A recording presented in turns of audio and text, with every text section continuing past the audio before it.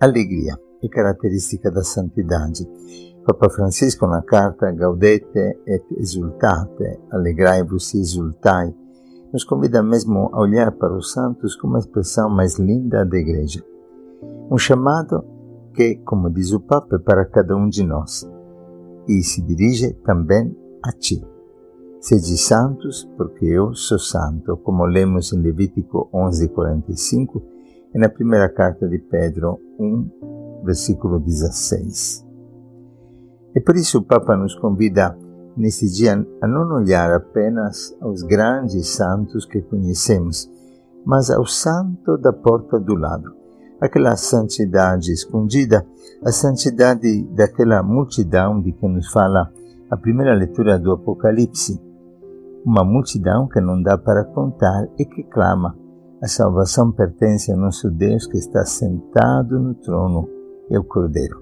Santo é aquele que reconhece que santidade é obra do Pai e que somente a Ele vai o louvor, a glória, a sabedoria, a ação de graças, honra, poder e força. Tudo isso pertence ao nosso Deus. Por isso, sede santos, porque eu sou santo. Como dizia Madre Teresa, a santidade não é um privilégio de alguns, mas é um dever para todos, e cada um por seu caminho. É muito bonito entender isso, como nos convida o Vaticano II, porque os santos não são pessoas para copiar, para imitar. São experiências que nos contagiam, são estímulo para a radicalidade, para entender que a nossa vida não pode ser uma vida medíocre, que não somos chamados para sermos mornos, mas sermos realmente quentes, apaixonados por Deus. Nesta luz, vamos ler o Evangelho de hoje que fala das bem-aventuranças, como lemos no Evangelho deste domingo, Mateus 5, de 1 a 12. Naquele tempo, vendo Jesus a multidão, subiu ao monte e sentou-se. Os discípulos aproximaram-se e Jesus começou a ensiná-los: bem-aventurados os pobres em espírito, porque deles é o reino dos céus.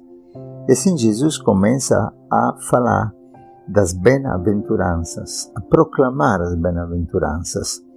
E todas as bem-aventuranças parecem, de forma paradoxal, expressar o contrário da alegria que o mundo oferece. Como dizia a Madre Teresa, a sinalização que o mundo mostra para a realização da vida é exatamente contrária à verdade que liberta. O mundo te leva a procurar a felicidade, onde de verdade não encontras senão poucas migalhas de prazer e de felicidade nem a sombra. Qual é a verdadeira bem-aventurança, então? É a primeira vocação. Antes de ser padre ou casado, celibatário, a vocação é viver a vida de forma plena, é experimentar que há uma alegria que ninguém pode nos roubar e que nada pode nos separar do amor de Deus. Alegra-te é a primeira palavra da anunciação que Maria escutou do anjo.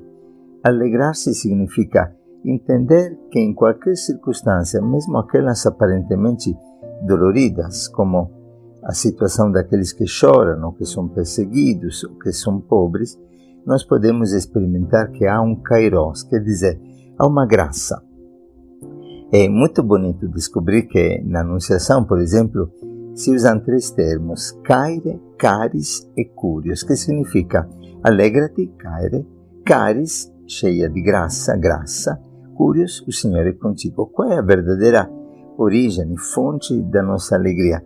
Não está na posse, não está em poder ou em ter, mas está no amor, está na presença do Senhor. Assim nós lemos no Evangelho de Lucas, no capítulo 1. Nesta anunciação, o anjo convida Maria à alegria. A primeira vocação é viver a vida como alegria, mas não uma alegria que nasce por causa de circunstâncias particulares ou favoráveis, mas uma alegria que ninguém pode nos roubar. É muito bonito lembrar, por exemplo, a alegria que encontramos quando visitamos regiões pobres, como na África ou em alguma parte do Brasil, pessoas que com simplicidade só dão graças a Deus e, mesmo não tendo nada, agradecem por tudo. Lembro as mulheres que vivem na lixeira de Maputo, como eles dizem lá no Moçambique, 5.000 mulheres que se alimentam, que se sustentam as próprias famílias do lixo. E elas me diziam: Padre, onde está Deus, nada falta. E dançavam com alegria. Deus é assim. O nosso Deus não tem nada, por isso Ele, fonte da santidade, nos ensina o caminho da santidade. Deus não possui nem a si mesmo, Ele se dá plenamente, e se dá plenamente em tudo, Ele não se pertence. A fonte da alegria é viver para os outros, é fazer felizes os outros, é descobrir que em cada circunstância da vida eu posso viver com Deus e experimentar e expressar esta vida que é transbordante e que jorra do coração do Pai.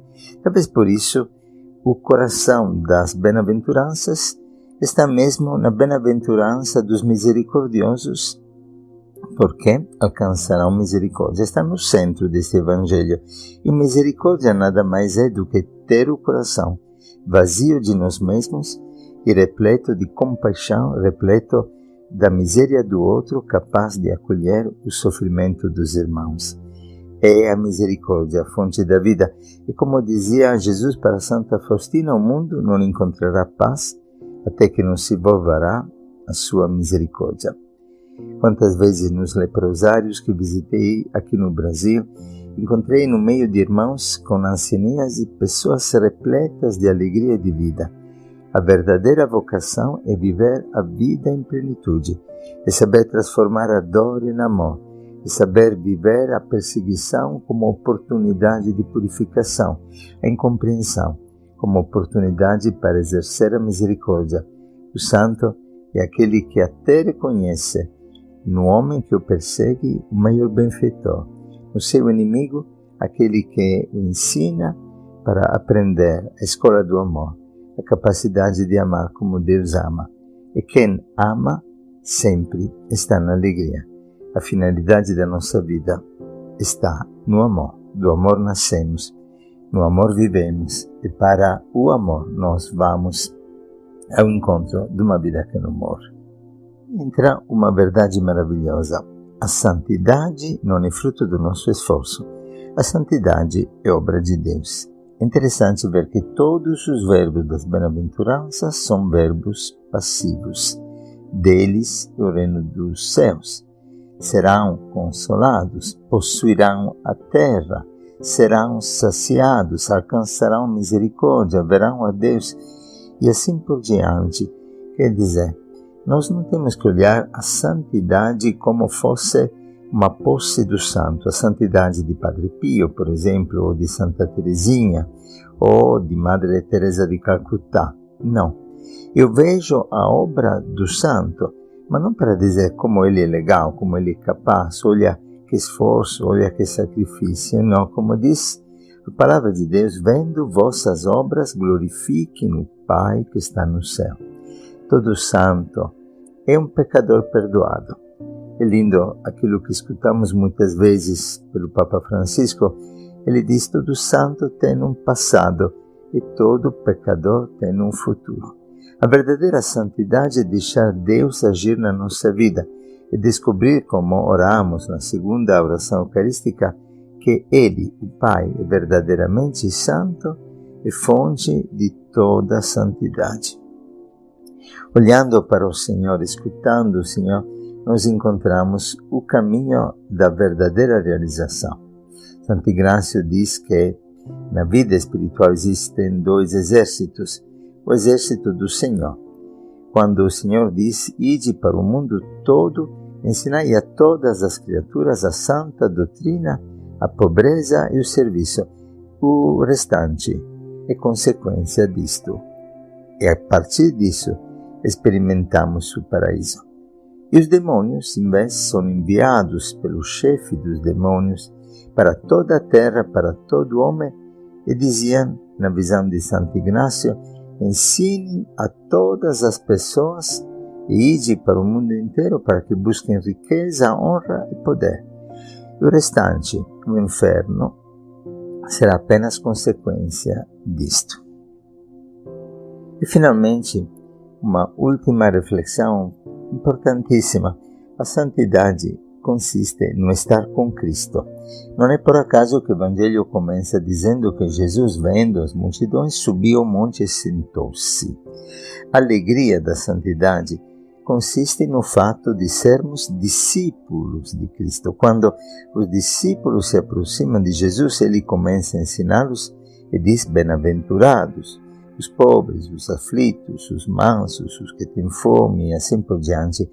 A alegria não está no fato de sermos pobres ou aflitos ou mansos, ou no fato de estarmos com fome. A alegria está no fato de estarmos com Cristo, de estarmos sentados ao redor do único Mestre, de poder viver esta intimidade. O monte é o lugar da intimidade com Deus.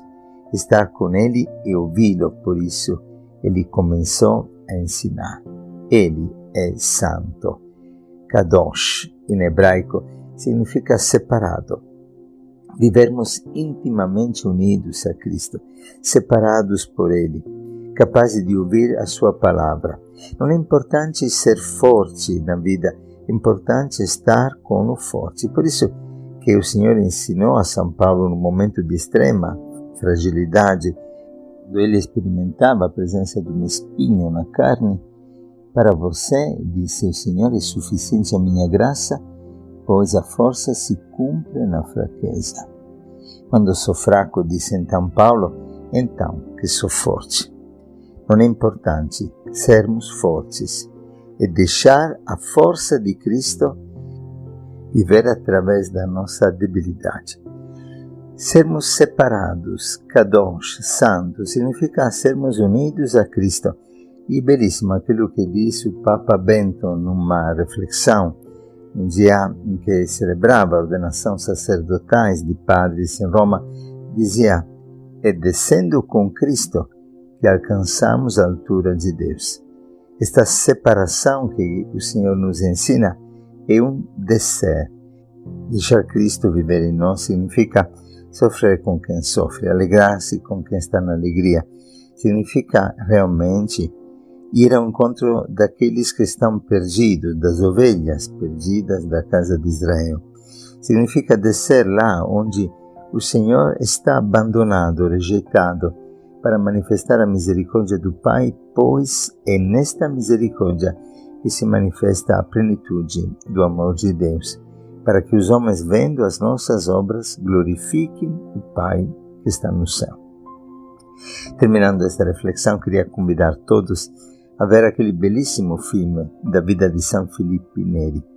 São Felipe, que desejava ser missionário nas Índias, descobriu que a sua Índia estava em Roma, no meio das crianças abandonadas, e desceu com Cristo. Encontrou no meio desses pobres, desses abandonados, que viviam na violência, que viviam no crime, o seu paraíso.